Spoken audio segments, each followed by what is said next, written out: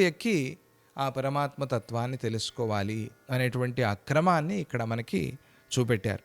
స్వయమేవాత్మనైవాత్మ శక్తిం సంకల్పనామికాం యదా కరోతి స్ఫురత స్పందశక్తిమివానిల తథా పృథగివాభాసం సంకల్పకలనామయం మనోభవతి విశ్వాత్మ భావయన్ స్వాకృతిం స్వయం.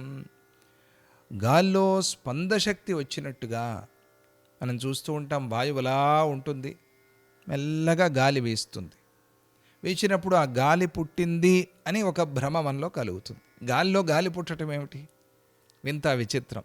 కానీ ఎప్పుడైతే అది వీచలేదో మనకు అనుభవానికి రాలా, కాబట్టి గాలి లేదు అని అంటాం. ఆ గాలిలో కొంచెం ఏదో కదలిక వచ్చినప్పుడు ఆహా చల్లగా ఉంది, గాలి వచ్చింది అని అంటాం. ఆ ప్రకారంగా ఆ గాలిలో ఒక స్పందనం వచ్చినట్టుగా, అంటే ఒక కదలిక వచ్చినట్టుగా ఈ ప్రత్యేగాత్మ స్వయంగా వేరే పదార్థం కానీ వ్యక్తి కానీ అవసరం లేకుండా స్వయం ప్రకాశమానంగా తన స్వరూపంతోనే సంకల్పం అనేటువంటి పేరు కలిగినటువంటి ఆ శక్తిని కల్పన చేసుకుంటుంది. అది సంకల్పం అనే ఒక కల్పన. ఈ సంకల్పం అనే శక్తి దానిలో పుట్టింది. దానికి వేరే ఏ వ్యక్తితోనూ అవసరం లేదు, వేరే ఏ వస్తువుతోనూ పని లేదు. అది స్వయంగా లోపల తానై తాను ఆ పని చేసేసుకుంటోంది.